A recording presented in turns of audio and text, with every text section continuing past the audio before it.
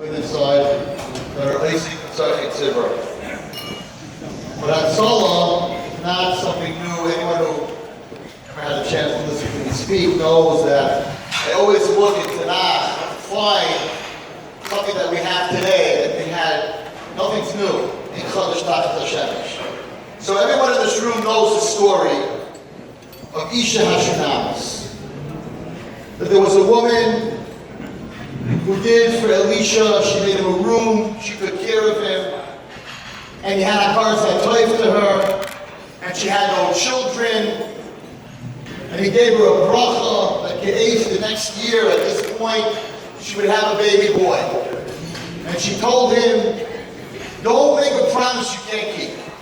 If you give me this bracha that I'm going to have a baby boy, make sure that nothing chas v'sholem happens. And everybody here knows, especially Hatzolah members, it's interesting the description of what happens to this boy, that he went out to the field by Yomel Aviv, Reishi, my head hurts me. And his father said, take him home to his mother. But you say, hey, I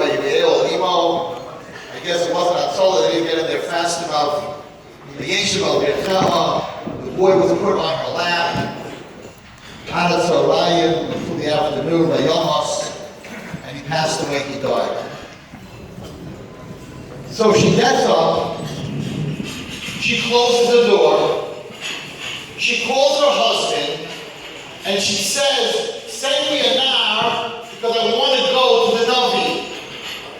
And her husband says, you're going to the Navi?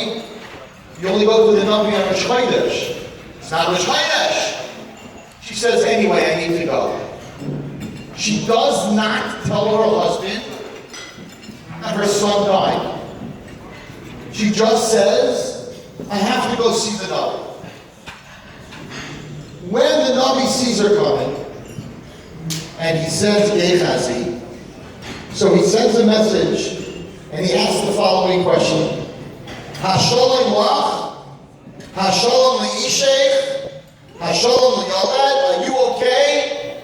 Is your husband okay? Is your son that I nodded for okay? Timer, and she answered, Shocking. House is good. I'm okay. Husband's okay. Son's okay. Well, why didn't she tell him that I'm here because he promised me a son and now he passed away? Why didn't she tell her husband that our son passed away? It's very important, especially for Hatzolah, because I'm first talking to the men, and then I'm going to talk to the women, and then I'm going to talk to both of them. But especially for Hatzolah, and especially in the field that I work, we work in the physical Hatzolah, I work a little bit in the spiritual Hatzolah, and the teretz is as follows, that this woman knew that if out of her mouth came the words, my son is dead, the greatest Navi in the world would not have been able to change it. Because she did not accept, and she did not admit that her son was dead. She did not tell it to her husband. She did not even tell it to the Navi when he asked. She said everything is okay. Because she would not accept. That is what gave the koyach for Elisha to bring this child back. So we understand that in the book of this world, if a lady gives up and a parent gives up on a child, it's a very beautiful, beautiful shot. Shimshon Pincus, a million shot on Parshas Vayeshev. I just said over the Shabbos. It says by Potiphar's wife, Yosef, when she tried to make him do an Avera, the pasuk says, Vayima'in Yosef. Yosef refused. On the word Vayima'in is a trouble, a shalshelis. I'm sure you heard Vayima'in, like a siren. Shalshelis. A shalshelis, the translation in English, is a chain. A chain connects two things. So Rav Shimshon Pincus asked, where does the Vayima'in Yosef that chain, where does it get connected to? So he said that if you look at the same parsha, there's a million people for it. It says, "Vayimaim Yaakov lehisnachim." That when the brothers came to Yaakov and they said, "Look, the jacket is ripped, it's full of blood. We came to him at the level. Vayimaim Yaakov lehisnachim." He said, "I am not Mekabel. You showing me Torah of Yosef, Lamaisi, you showing me a coat. You're not showing me my son's body. So I refuse." Said Rav Shimshon Pincus, now far away in Mitzrayim, in the worst situation that a child could be, he refused to do this Aveira because he knew that his Vayimaim was connected to his father's Vayimaim Nisnachim. That a child who has a father or a mother that refuses to give up, that child will never give up on themselves. Children that give up because no one in this world they believes in them anymore. Says Rav Shimshon Pincus that Shalshalas of Vayimaim Yosef was because Vayimaim Yaakov is nothing. No, you can go far in the spiritual world. This past summer in the Catskills, and I don't know how many of you were involved, I heard from a Hatzolah member, either 3 or 4 children were pulled out of a pool, blue, finished, blue. They were on the bottom, they found them, the Hatzolah members got there, child was blue. But the Hatzolah members, by Yima'im L'Hisnachem, they worked and they worked and they worked and they worked. And as far as I know, all 4 of those children are alive today. So that's so the Vayimaim L'Hisnachem works in the physical world and works in the spiritual world. Her class was, she did not give up. She was not willing to say, my child died, and therefore it gave Elisha the koyach not to give up. And so the members, one thing that I know about that is, they don't give up mamish. There are times that a solo member has to tell the other one, it's an hour and a half, stop, stop. They don't stop, they don't give up. It's the difference between Hatzolah and other agencies that come to a situation. But the ladies, and I have to tell you, I'm a little bit in the same business. My wife also is a little bit not happy that in the middle of the night I disappear, and sometimes I'm supposed to be with my grandchildren, I'm not. I want you to know that my Rabbi, Rabbi Davidovich, my wife was with me, and she said to him, she said, what about me? What about my kids? So Rabbi O'Neill said to her, he said, your husband, and I'm talking to the ladies now, your husband, I don't know if he's going to get that made for what he does. Because he enjoys it. He does what he enjoys. I'm not saying the guys in this room at your age already, the life society, they don't enjoy that already.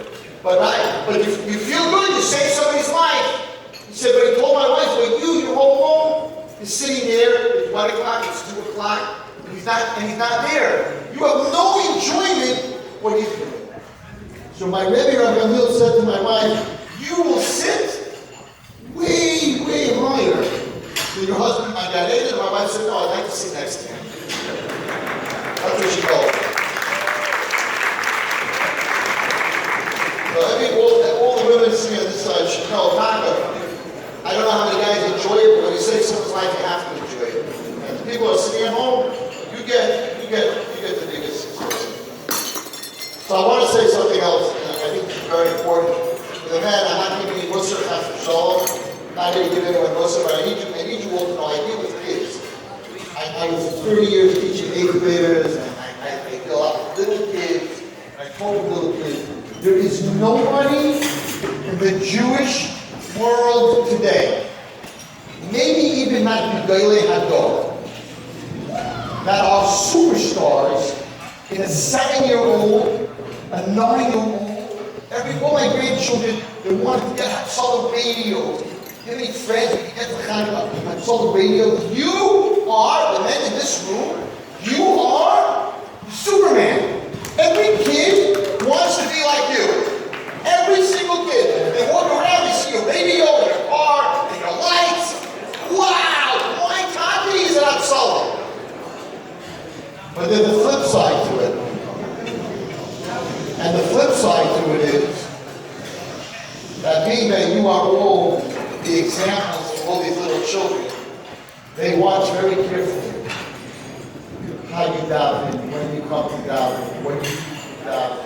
They watch you. You don't even realize it. Sure, you have 100 little eyes watching every step that you take. So on one side, it's a negative covenant. On the second side, it's a negative responsibility.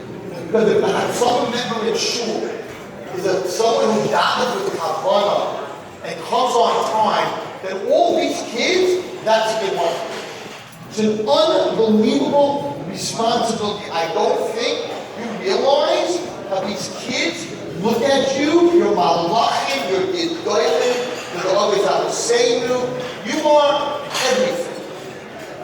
So I want to tell you something, and this is for everyone all together. Now, Shimshon Bibi says the following. He says that every person comes into this world, so we have to be misaking something. We have to be misaking what happened last time. So he said over a story. He said there was a person who, Yishman, he went to church. And you come back into this world. So the Misa, if you have to come back to this world, and we know that the Tshuva, the Rambam says, you have to be in the same place that you did the Aveira, so how did this person do Tshuva? So he said, it's up to the person how he goes to church. One, he can come back and be labor in Aveira and go to church and be Shema again. Two, there's a place in New York on the basement of the church, many of the AA meetings, most of the AA meetings take place in the basement of the church. So he might end up becoming an alcoholic and ending up in the basement of the church.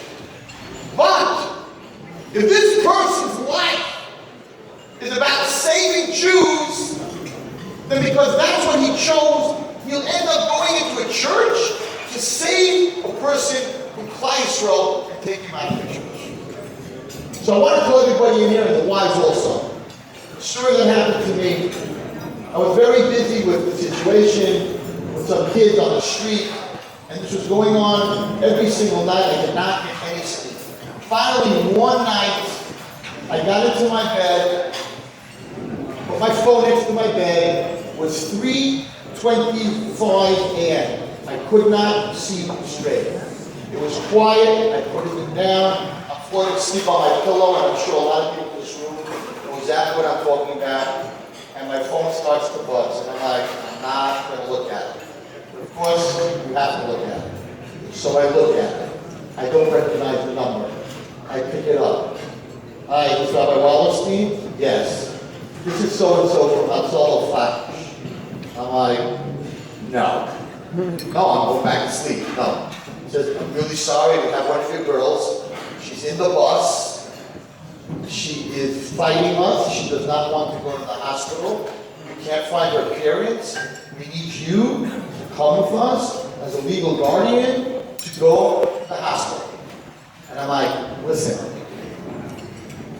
this is her parents' number. Please call them. I am not getting out of bed and meeting you guys. And this Hatzolah member says, no, you don't have to meet us. I'm in your driveway with the bus.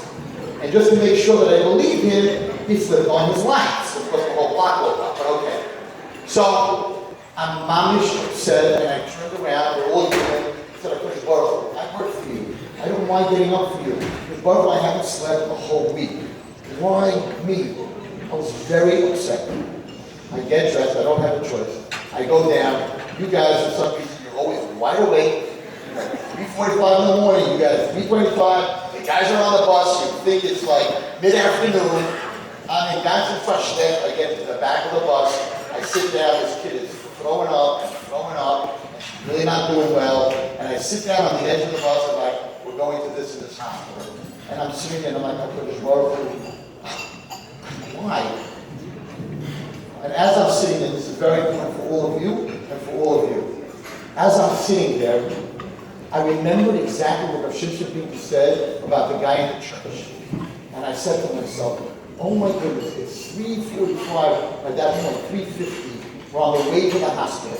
On Rosh Hashanah, they wrote in my book, Zecharia Wallerstein will be in an ambulance at 3:50 going to the emergency room in this hospital.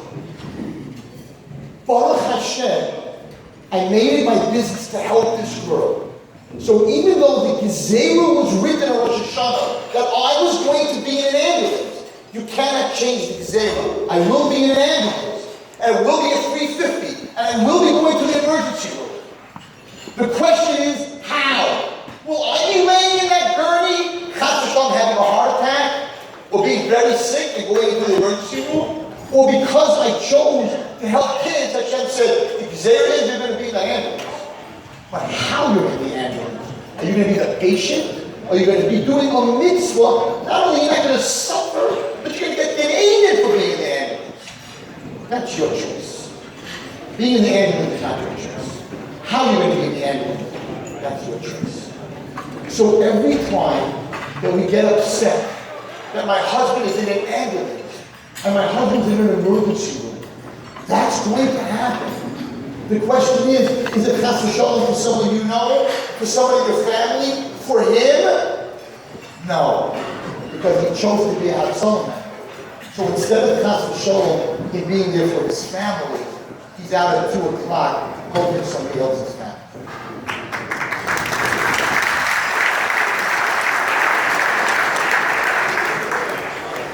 So my bracha to everyone, I want you to know that night, and I spoke about this a lot, changed my life. Because I have been in a lot of places that I didn't want to be, and I said it was all written. There was nothing to talk about. It was all written. Who knows how many people in this room came down to this world, and the Gezerah was, under Chas v'Shalom, they would have to spend a lot of time in a hospital and a lot of time with doctors. But because they chose to do what you're doing, a lot of time with doctors is for other Jews. And a lot of time in the hospital and the ambulance is for other Jews. So not only you're not suffering, but you're getting a mitzvah on top of it. My bracha to everybody here in this room, that Hatzolah is a fantastic organization. I just want to tell you one more thing, one more second, which I think is very, very important. And this is for everybody.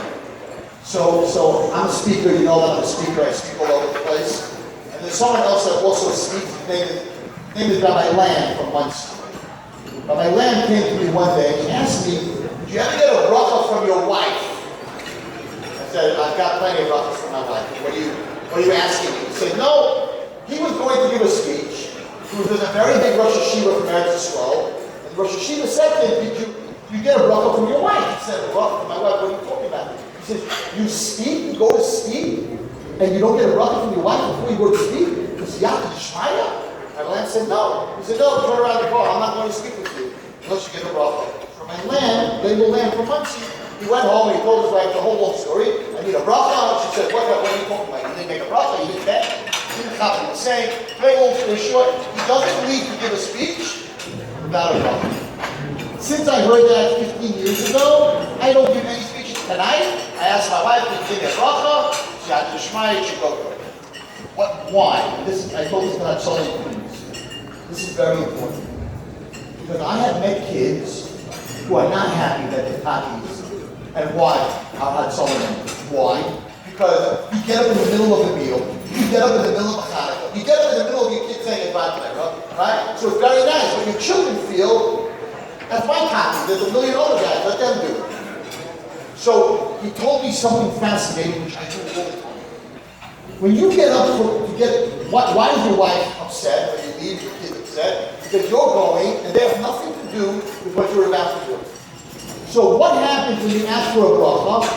When I ask my wife for a bracha, when I go home, she's like, "No, is the bracha help?" Right? So if I say it went very well, it's like, there's nothing to do with you. It has to do with her bracha. And if it didn't go very well, she's like, even with my bracha, you don't know how to talk. Either way, I'm going to get it. But what happens is like this. Imagine Hatzolah member gets a call, right? He gets up during the Shabbos and he says, Kindle, I'm going on a call. I need all of you to give Kati a bracha that the person I'm about to go to, that Hashem should bring it through my hands, that I could save it. But I'm not leaving. I need everyone to give me a bracha right now. And do me a favor. For the next 15 minutes, say Tehillim for that person so that Kati should be successful. My wife, I'm not going on this call until you give me a bracha that I should do the right things and I should do and I should have the right hands. And if I have to give a mouth to mouth, give me a bracha. What happens? What happens? All the time you're gone, your children are connected to you. All the time you're gone, your wife is connected. And when you come back, they're like, so Tati, did my bracha help? Yes, Shefula. Your bracha help. She's okay, he's okay. And if Chas they're not okay, listen, they took your bracha to Shemayim. And they took your tehillah to Shemayim. It brings your children into what you do. It brings your wives into what you do. It has saved the children of my daughters. I have never left my house to do what I do without asking my daughters for a bracha. And when it's a really big speech, like the Buddha convention, I called my mother on top of my wife. I said, Ma, I need 2 brachas for this speech. It didn't work out that well, but all right, anyway, it's the end of the bracha. So I think it's very important for all the members here, I'm serious, to tell your children and your wife before you go on a call, it takes 1 second. Tati needs a bracha. And they're all screaming, Stop it, Shmaya, Hashem should be with you. Then instead of Hatzolah breaking the family, because they feel that Tati's running out, they feel that it's making a family. Everyone's giving everyone a bracha, right? That means a bracha in the house. Because Baruch Hu, Ben Shavuot, all the brachas in the back of your house, the bracha to all the ladies, the bracha of Sari Menu, the challah should always be warm, the candle should always be lit, the shkina should always be shriya. Thank you.